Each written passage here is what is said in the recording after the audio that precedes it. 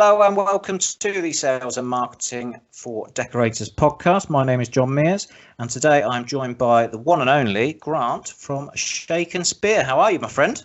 I'm very well, thank you. How are you? Yeah, doing well. And business good? You're doing okay in the current climate? Yeah, we're doing all right. We're working with quite a few different people at the moment. We've launched a couple of sites in the last week or so, got a few more coming up. Yeah, it's all good.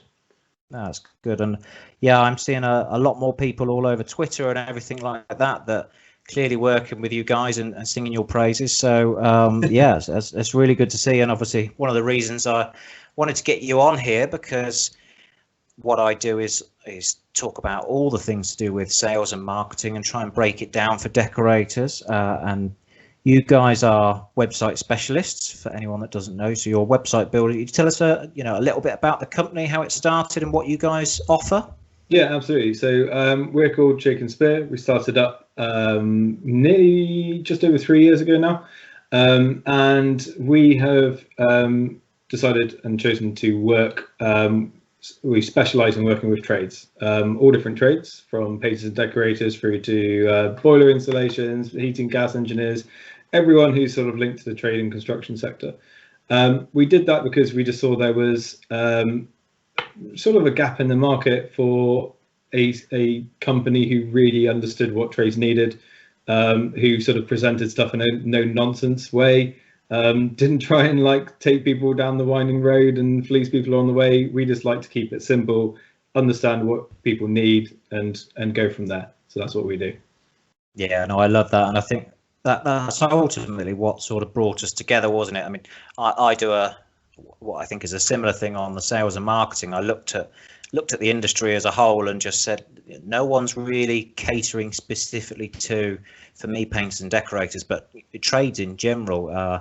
It's not the same as building big corporate shiny websites and stuff, is it? When you're working, and this is what I like about you guys, is you specialize in the trade, so you know exactly what to do to make a website work for a tradesman, which is very different to what would work for Coca-Cola or Apple or whoever. All these big corporate companies have got their lovely shiny websites that have all the flashy videos and stuff. That's not what tradespeople need. It's not what they want, and a lot of it is complete overkill, I think. And I think because you specialize in the trades, you're able to offer websites that are just far more effective for their specific needs. Yeah, 100%. That's absolutely right. And it's really easy, especially in web design, to go for style over substance.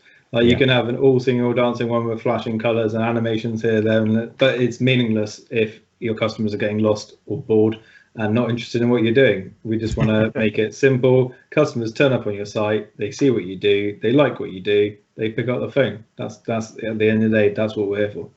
Yeah.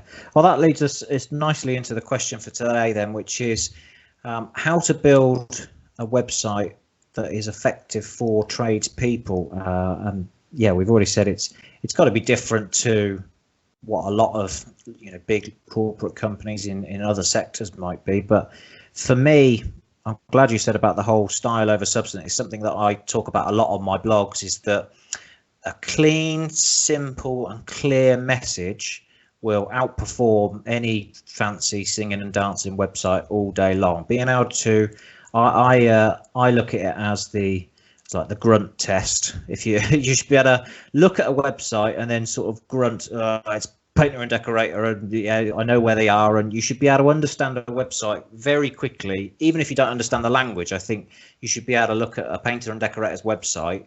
Even if it was all in Spanish or whatever, you could look at that and go, clearly this is a painter and decorator. This is sort of where they do their business, and this is how I can get in touch with them. And I think that's something that you guys do quite well, isn't it? You keep in the whole message quite simple and clear, and it doesn't need to, not trying to overdo it. Yeah, 100%. So, I mean, you're exactly right. When you get to a homepage, which is the page that most people will arrive at when they first come to your website, you want to be really clear on who you are, what you do, simply. So lots of the time we achieve that through having a photo of you at work, or a photo of your team at work, or simply a photo of what you do. And then really clearly, nice big wording, what your company name is, what your specialist services are, and the locations you serve. That answers almost all of the questions that people have there, and straight away. We all also want to have really clearly a way for people just to pick up the phone and get in touch with you. It's amazing the number of sites that we see where people almost hide their telephone number, like bury it on the contact page somewhere or something, and then people scroll on their phones. They just want to click a button and instantly call you. But not everyone does that. So having your phone number available and clickable, perfect.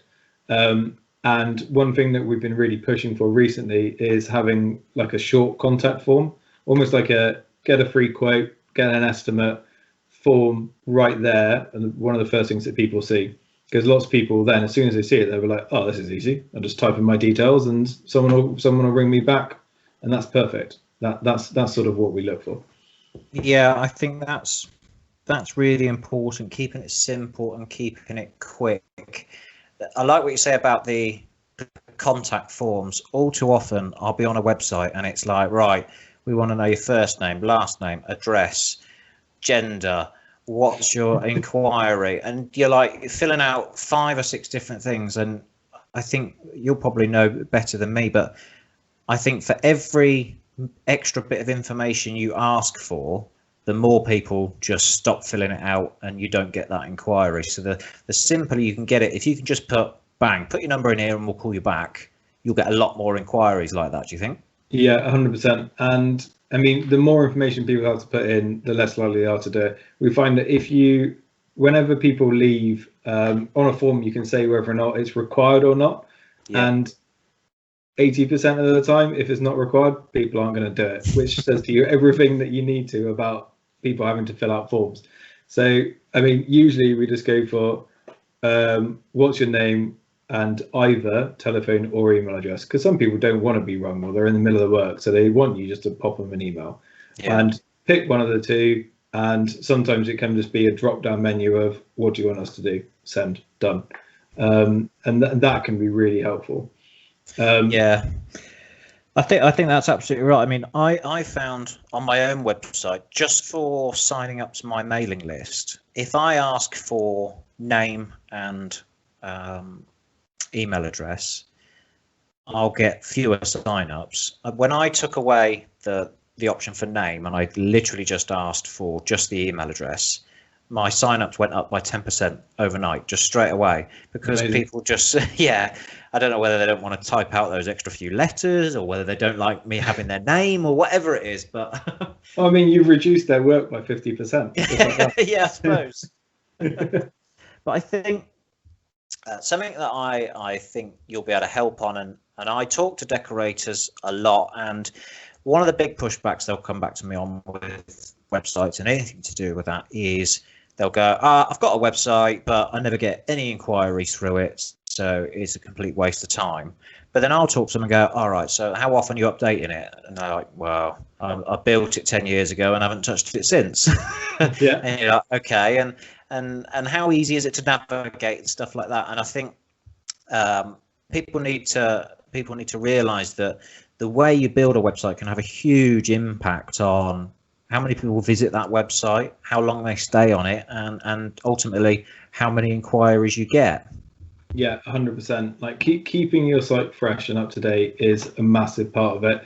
If you even if you built a site a year ago and you haven't logged onto it since, chances are it's ground to a slow crawl for people. And if people can't get it to load properly, they're not going to spend time on your site. Also, like, people's phones have changed over time. What looked good on a mobile 5 years ago definitely doesn't look good on a mobile nowadays.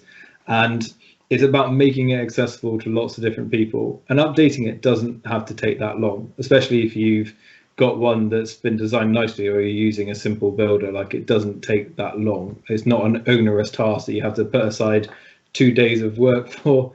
It can be straightforward. It has a massive impact. So going onto a site which is easy to understand, has the information readily accessible, that makes the most amount of difference for sure.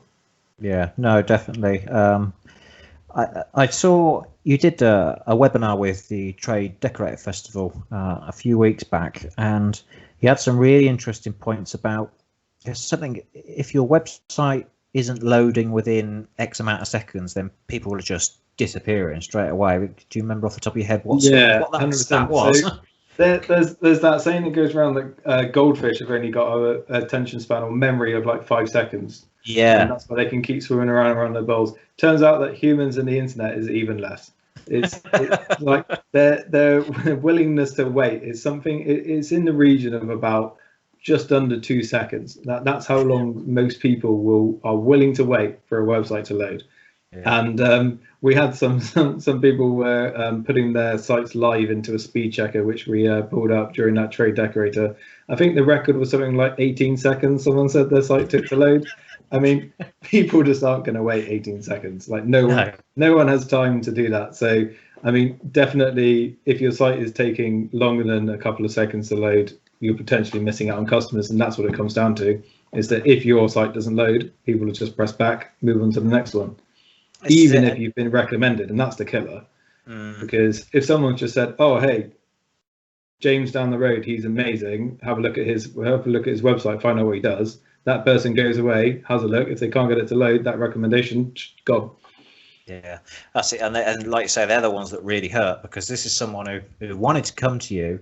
And that raises an interesting point, because a lot of decorators will say, oh, I don't get many inquiries through my website. But I think you brought this up again, that just looking at someone's website is now part of the buying journey for most people. It's part of their process. So even if they don't contact you directly via your website, they might contact you on social media or just call you or something like that. Even if they get a letter through their door, one of the first things any person will do is they'll check you out online. And if you've got a nice looking website, they'll check you out on there, and then they might call you, and you might never find out that they called you as a result of you having a website. But so when people say that they don't get many inquiries through their website, I think, would you agree, there probably are a lot more business coming from it than they'll ever actually know? Yeah, 100%. So there's a figure that I saw that got banned around a conference I went to sort of sometime, it must have been 2019 now, back when we were allowed conferences. And they were saying that before, especially with a what we'd call like a luxury purchase, so it's usually anything over about 500 quid is considered a luxury purchase. When people are parting with big chunks of money, they have to engage with your brand more regularly than like an impulse purchase.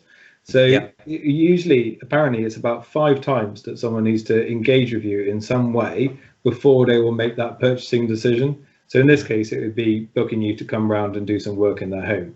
That can mount up. That cost can be pretty high, and before they'll part with that cash, they will have gone onto your website. They will have looked up your reviews. They will have spoken to people who have worked with you in the past, and at that point, then they're going to think about picking up the phone. And we need to have all of these touch points accessible to people before they'll think about going ahead with you. So, yeah, this is it's something I talk to decorators about a lot. Often people will come to me and go, right, where's the best place to spend my marketing money? And they'll say, should I do Facebook ads or Google ads, or should I do Google ads or leaflets? And I try and show them that exactly what you're saying there. There needs to be multiple touch points when you're talking to any customer. So marketing campaigns work best when it's a collaborative effort. So you've got a leaflet going through their door, and then they go, oh, that's good. And then they go on, check your website, and your website looks nice and fresh and up to date. And then they can check out your Instagram and your Facebook, and that's all up to date. And you've got some nice pictures on there and stuff. And then they might see your van driving past, which is sign written. And all these are those touch points that you're talking about that ultimately lead to what is quite a big ticket purchase, having your home redecorated. Even if it's just one room, you're looking at a few £100. It's not like, a packet of chewing gum at the till. You're spending some serious money that you have to think about, and that's where it all has to come together, and you have to be visible in loads of different places so that people can build up that trust with you and your company. Yeah, 100%. That's exactly it. Perfect. So something I am a big advocate of. We talk about when people land on your homepage, you've got to make it very clear, what you're all about, what services you offer.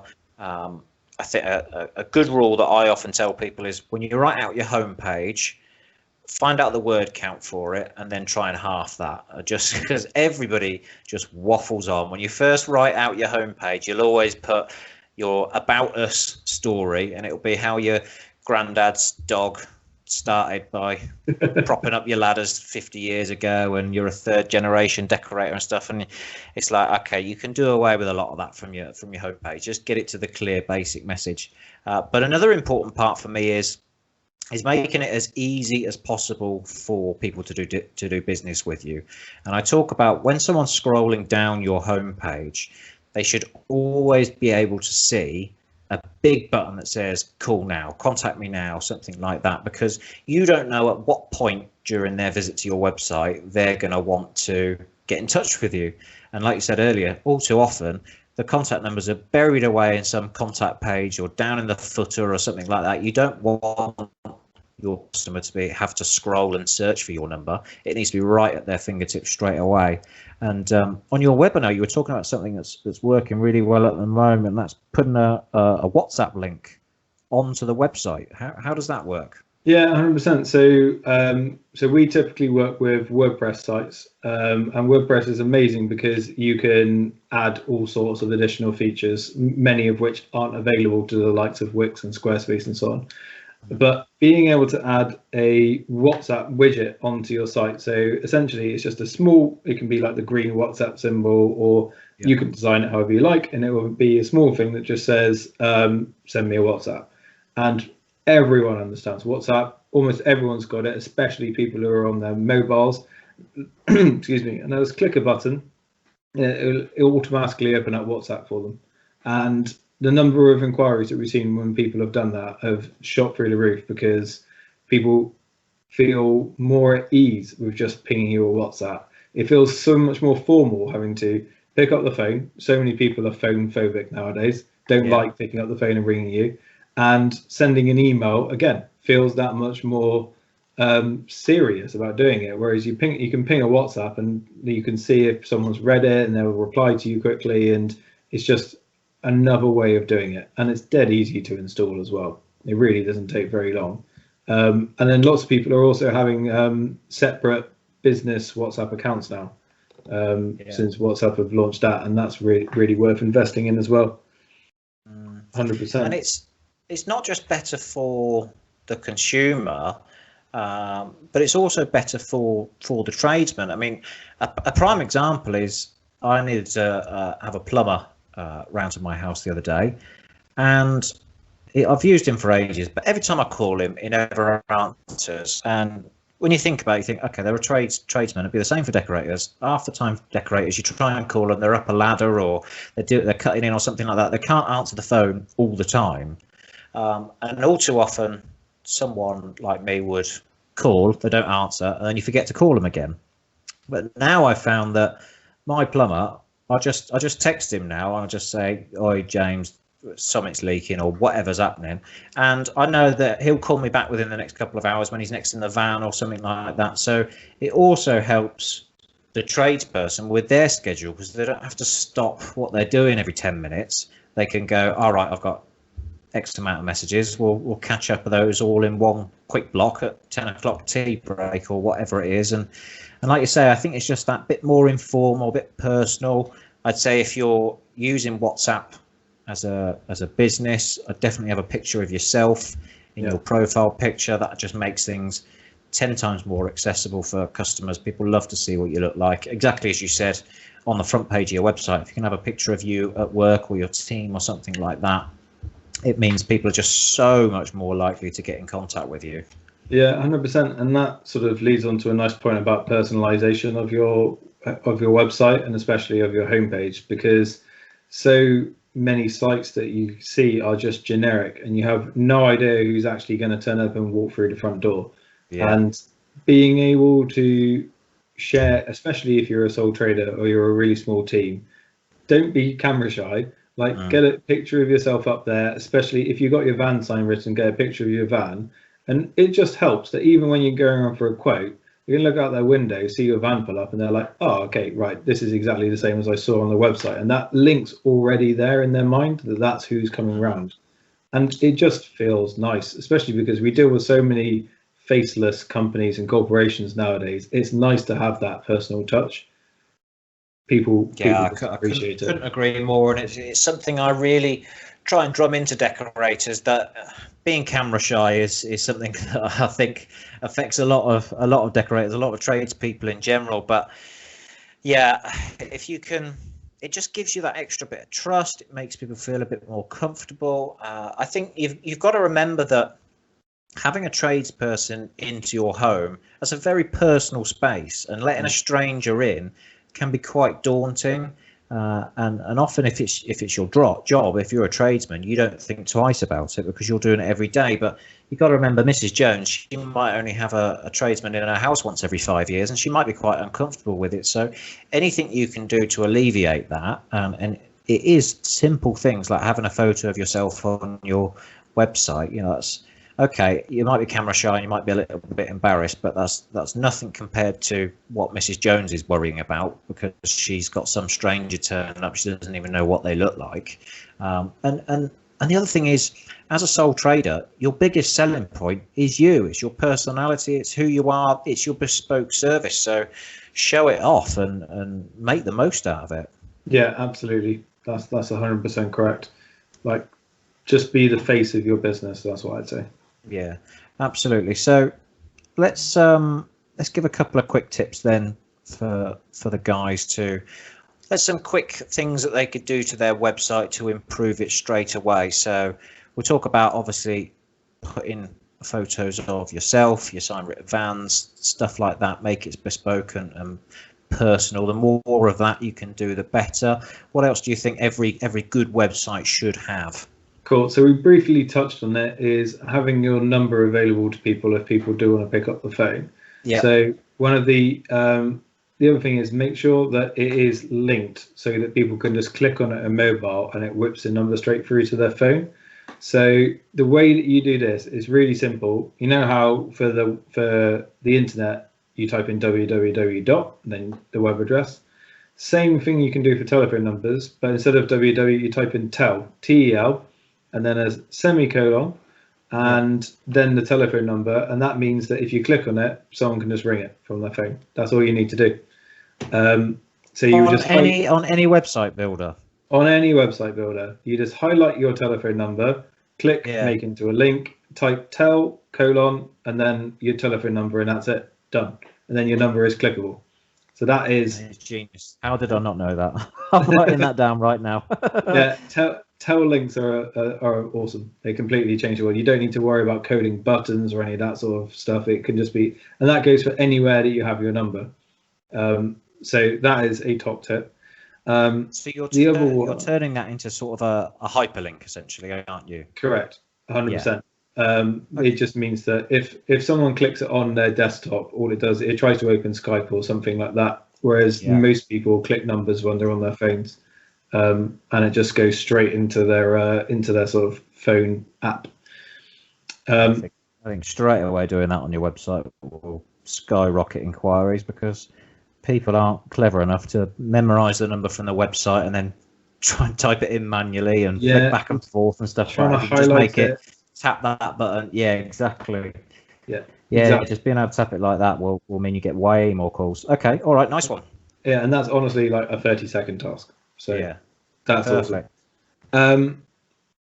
Slightly bigger task is making the information really relevant to what they're searching for. So if you are someone who offers different services, so let's say you do exteriors, you do interiors, you're a tiling specialist, all these type of things, but you offer a multiple different services, don't have them as one long list on a page, because no one wants to be in a situation where they're like, I know exactly what service I'm looking for, let's see if this person does it, and then they have to scroll through and read through loads of stuff that's just not relevant for them. Have a specific page for that service. Now, it might mean that over time your website grows and you get multiple pages. That's fine. Google loves that. But just make sure that you're really specific on that service. So let's say you are a specialist Victorian tiler. Rather than burying that in another page which says that you also do exterior tiling or bathroom tiling, have a specific page about that one. So that's what I'm saying. That is massive, because that's just made me think of, so often I'll stick something into Google and I might be looking for something quite specific, and it'll go, right, top link, Wikipedia, here's the information you need. And you'll go to Wikipedia and then you go, oh my God, this page is massive, and there's one line on this page somewhere which has got the information that I need, but I've got to read the whole website now to try and find out where that line of information is. Yeah, so it makes absolute sense to split all of those into pages, so that when someone searches and lands on that specific page, they've only got the information that's relevant to them. Correct. And I won't get into it too much right now, but in terms of SEO and Google, that is massively helpful. So Google will rank what it deems to be the most relevant websites to the user's query. So if they've searched for that really specific term and you've got a whole page dedicated to that specific term, Google's going to rank you above someone who's just got loads of information about all sorts of things on one page. So it helps from that point of view as well. Perfect. Okay, you've got a third top tip? My third top tip is show people what you can do. So case studies are amazing, but rarely used. So when you are turning up to a site, and it is becoming more common practice now, but remember to take a photo before, not just afterwards. Show people the work you've actually done, because we always see galleries of like beautifully decorated buildings and the interior of rooms, but it's so much more powerful if people can see what it was like before, especially if you walk into somewhere and it needs a lot of work.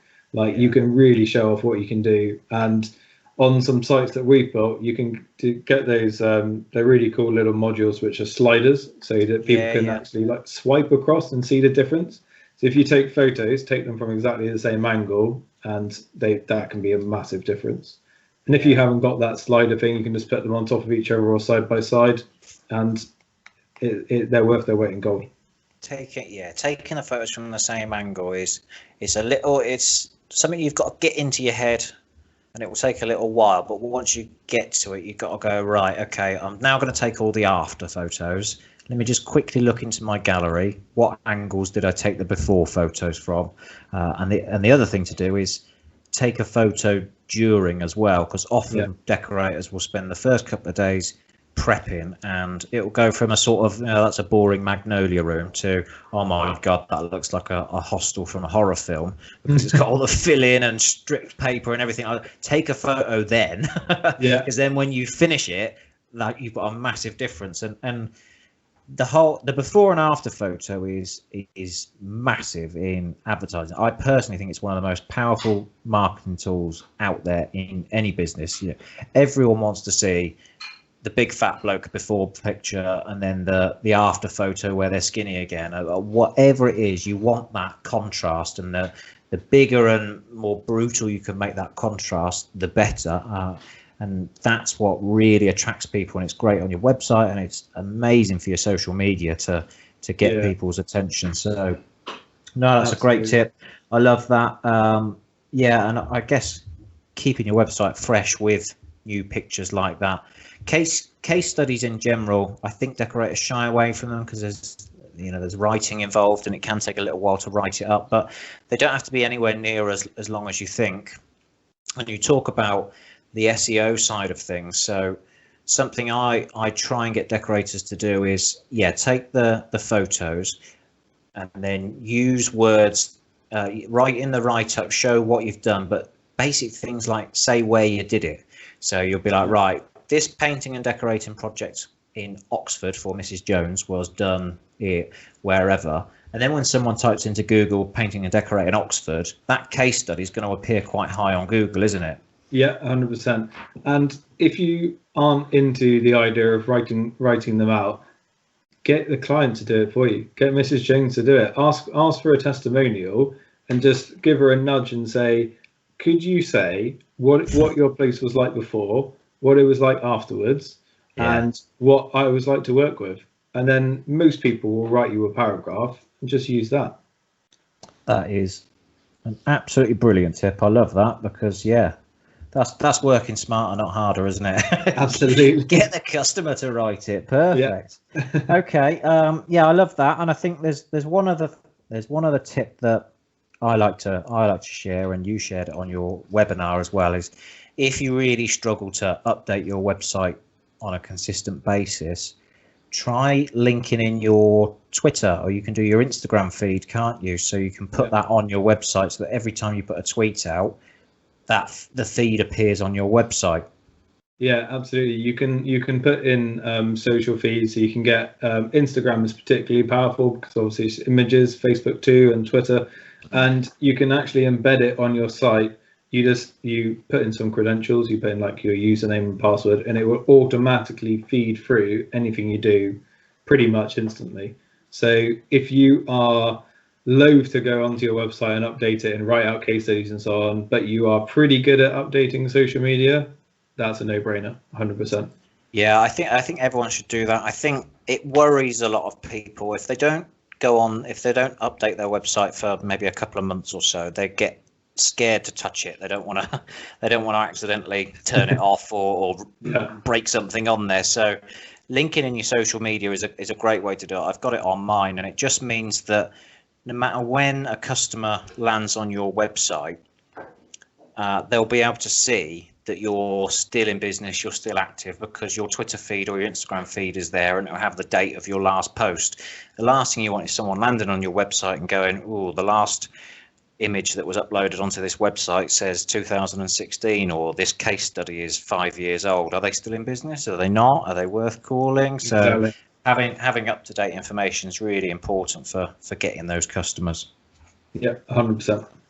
Perfect. Well, yeah, I mean, that's been absolutely brilliant. So, I mean, I think it goes without saying that the final verdict is everyone needs to be having a website, and we've gone over some basics that are going to people can take away straight away and implement on their website. So yeah, they're using the tel : and then your phone number. I love that one. I didn't know that one. So yeah, that one straight away is going to make a big difference to people. So where can we find out a bit more about you guys, and if anyone wants to learn a bit more about Shake and Spear, what's your website and socials? Yeah, 100%. On almost everything, we are just at Shake and Spear. So that's ShakeAndspeare. We are that.com. So that's our website. But if people really want to get in touch with us quickly, hit us up on Twitter. And of course, having just given that tip, if you go onto our website, you can WhatsApp me, and that comes through, and we're available almost all the time. But yeah, drop on by. Perfect.